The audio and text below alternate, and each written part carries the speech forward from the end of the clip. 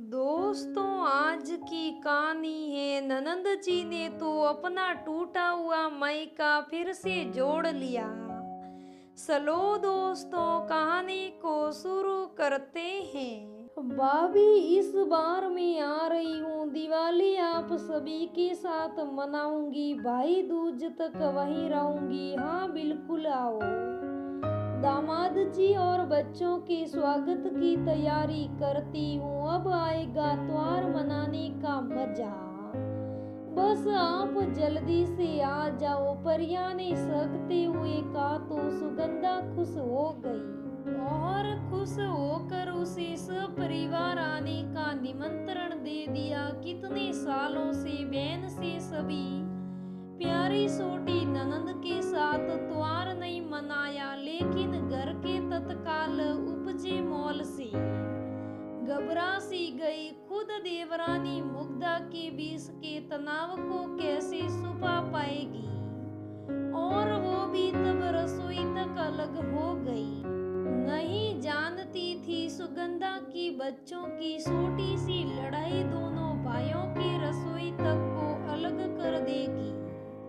शाम हुई तो पति राकेश को बताया। वो नहीं चाहती थी कि दोनों भाइयों के अलगाव की बात परिये को पता चले, और वह भी त्योहार पर दोनों भाइयों की जान बसती है। परिये में अनुज आया और ऊपरी मंजिल की तरफ बढ़ा तो राकेश ने आवाज दी, अनुज। इतने दिनों बाद भाई के मुंह से अपना नाम सुनकर अनुज भाई के पास आया। राकेश ने उसे परिया के आने की जानकारी दी और बोला, अनुज मैं नहीं चाहता कि परिया को इस घर में क्या हो रहा है उसकी जानकारी मिले, और वो भी तब जब इतने सालों बाद परिया आ रही है दिवाली पर। तो कल से तुम लोगों का खाना भी नीचे ही बनेगा, और ध्यान रखना कि परिया को कुछ पता नहीं चले। रेवा से भी कह देना, जब तक परिया यहाँ रहेगी तब तक तो हम निभा ही सकते हैं। ना भाई जी, भैया मैं रेवा से कह देता हूँ और कल ही जाकर सारा सामान ले आता हूँ जो परिया और परिया के बच्चों को पसंद है। और हाँ भैया, मैं सोचता हूँ परिया के कमरे का बेड बदल दूं। बहुत पुराना हो गया है। रोहित जी को सब साफ सुथरा पसंद है। हाँ ठीक है। और सुनो, दिवाली के एक दिन पहले मगन हलवाई के वहां से रसगुल्ले ले आना। तुम्हारे ऑफिस के रास्ते में है। बेड का मैं देख लूंगा। कल ही नया बेड ऑर्डर कर दूंगा। दोनों भाई बहन की आने की खुशी अपने का बोर भूल चुके थे। उनको खुश देख सुगंधा के आंखों में आंसू आ गए। दिवाली के ठीक एक दिन पहले परिया अपने बच्चों और पति रोहित के साथ आई। घर में सभी उनके स्वागत में लगे थे। दोनों भाभी उनके बच्चे भाई तो जैसे बहन को पलक पर बिठाने को तैयार थे। घर में एक रसोई जिसमें दोनों भाभियां मिलकर सभी के लिए खाना बना रही थी। रेवा सब्जी काट रही थी। छुरी से उसका हाथ कट गया। सुगंधा ने झट से उसकी उंगली थाम ली। मुंह से फूंक मार हल्दी लगा रही थी। रेवा देख हैरान थी कि इन्हीं भाभी को क्या क्या नहीं कहा था उस दिन जब उन्होंने मेरे बेटे को थप्पड़ मार दिया था, जबकि गलती मेरे आदतिये की थी। लेकिन मैं कितने जोर से चिल्लाओ थी इन पर, और इतना कुछ भला बुरा कहा था, और खुद ही ऐलान कर दिया कि अब सब कुछ अलग करेंगे। सोचते हुए उसकी आंखों में आंसू आ गए। सुगंधा ने देखा तो उसे जैसे बिजली का करंट लगा और झट से उसकी उंगली छोड़ किनारे हो गई। उसे अचानक याद आ गया सब कुछ, कैसे रेवा ने आदित्य को सोने से मना कर दिया, ये कहकर कि ये आपका बेटा नहीं है। वही आदित्य के जन्म के समय 1 महीने रेवा की हालत इतनी खराब हो गई थी कि 1 महीने उसे बिस्तर से उठने नहीं दिया। नन्हे से दूध मुए बच्चे को अपने सीने से लगा अपनी बेटी मीठी के हिस्से का दूध पिलाकर पाला था। और रेवा ने झट से कह दिया, ये आपका बेटा नहीं, खबरदार जो आज के बाद सुआ तो। फिर भी सुगंधा परिया के लिए शांत रेवा कुछ कह नहीं पा रही थी, लेकिन पश्चाताप के आंसू से उसकी आंखें बार बार गीली हुए जा रही थी। दिवाली के दिन खूब सारी तैयारी की गई। पूरा ने संदन फूलों और रोशनी की लड़ियों से सजाया गया। सभी सुबह उठकर तैयारी में लगे थे। भाग भाग कर काम करने से राकेश थक गए थे। सामान का थैला लेकर घर के आंगन में पहुंचे तो अनुज ने भाग कर थैला ले लिया। सांस उगड़ गई थी तो भाग कर इन्हेलर दिया। सभी को पता था कि राकेश को अस्थमा की परेशानी होती है। थोड़ा सांस शांत हुआ तो पीठ सहलाते हुए भाई के हाथ को पकड़ लिया और बोले, रहने दे भाई, अब ठीक है। नहीं भैया, अब आप बाहर नहीं जाएंगे और आप कभी बाहर नहीं जाएंगे। आज से नहीं, बस आप बैठिए, मैं सब कुछ ले आऊंगा।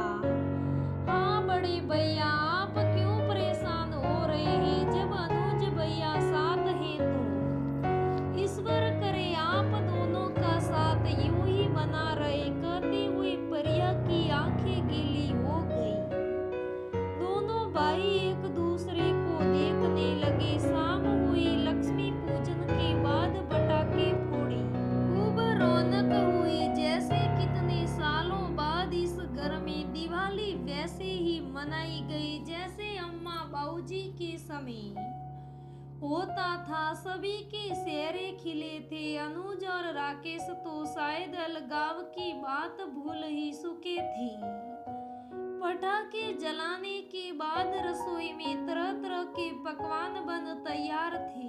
रसोई से उठती सुगंधा से अनुज खीसा सला आया, अरे भाभी आज क्या कुछ बनाया? पक्का सुगंध ऐसी फैली है कि मेरे पेट में सुए दौड़ने लगे। सुगंधा मुस्कुराने से बोली, अनुज आपके पसंद की माखन वाली खीर भी बनाई है, परिया के पसंद के मटर पनीर, दामाद बाबू के लिए केले के कोफ्ते, पनीर कोफ्ते, आलू गोभी के पकोड़े माँ बनाती थी ना, वैसे ही दाल चावल कसूरी। बस खाने बैठो तो अनुज आज जल्दी नहीं उठ पाएंगे। कहते हुए सुगंधा खिलखिला पड़ी तो अनुज भी मुस्कुराने लगा। आज कितने दिनों बाद भाभी के चेहरे पर मीठी मुस्कान देखी थी। जब कभी छुप कर ऊपर से भाभी भैया को देखता तो उनके चेहरा उदास ही दिखता था। अनुज दौड़ता हुआ आंगन में आया, परिया कहाँ है तू? चल जल्दी, भोग लगा, नहीं तो मुझे भी खाना नहीं मिलेगा। परिया परिया। कई बार आवाज देने के बाद परिया नजर नहीं आई। सभी घबरा गए। पूरे घर में देखने के बाद सभी छत पर पहुंचे तो देखा तो एक कोने में खड़ी परिया रो रही थी। दोनों भाई भागकर उसके पास पहुंचे। राकेश ने घबराते हुए पूछा, क्या हुआ बेटा? ऐसे रो क्यों रही है? हम है ना, बोल क्या बात हो गई? हम भाई है ना तेरे साथ? हाँ बोलना, कुछ परेशानी है घर में। उसकी बात सुन दोनों भाई आंखों से खड़े हो गए। दोनों भाई का हाथ पकड़ परिया बोल पड़ी, मुझे पता था भैया यहाँ क्या चल रहा है। मिश्रा सासी मेरी मिली थी जब अपने बेटे के पास बनारस आई थी, मुझे मिली थी। उन्होंने बताया था सब, तभी तो आई थी। ये त्योहार तो एक बहाना है भैया, मैं तो आई थी आप दोनों को एक साथ ला सकूं, और जानते हैं भैया आई थी दुखी मन से, लेकिन 2 दिन में इतना समझ आ गया कि आप दोनों का प्यार अभी भी, बस परिस्थितियों के कारण आप दोनों दूर हो गए थे। भैया अगर आप दोनों चाहते हैं कि मैं यहाँ हमेशा आऊं तो मेरा एक मायका दीजिए, टूटा हुआ नहीं। परिया की बातें सुनकर दोनों भाई के आंखों से आंसुओं की धारा बह चली। दोनों ने परिया को गले लगा लिया। तीनों भाई बहन को देख सुगंधा रोने लगी तो रेवा उसके सामने हाथ जोड़ खड़ी हो गई, जैसे कह रही हो इस दूरी की वजह मैं ही हूँ। परियाचरित की आंखें आंसू देख सुगंधा झट से उसे गले लगा लिया। सभी साथ नीचे आए, एक साथ बैठ खाना खाया। राकेश पूरे परिवार को देख खुश थे। कहीं ना कहीं गलीन उनके मन में थी कि अम्मा बाबूजी के बाद ये परिवार एक ना रह सका, लेकिन आज अम्मा की ही तरह परिया ने हम भाइयों का झगड़ा खत्म करा दिया।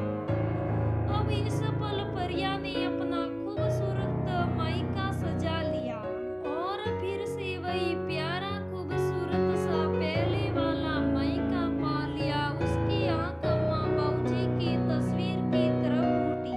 शायद आज वह भी कहीं मुस्कुरा रहे थे कि उनकी बेटी ने इस घर को टूटने से बचा लिया। ये त्योहार तो एक बहाना था, उसे तो भाइयों के अटूट बंधन को बसाना था।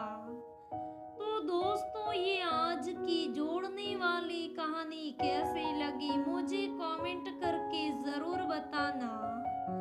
अगर कहानी अच्छी लगे तो लाइक करना, शेयर करना, मेरे चैनल को सब्सक्राइब करना। धन्यवाद दोस्तों।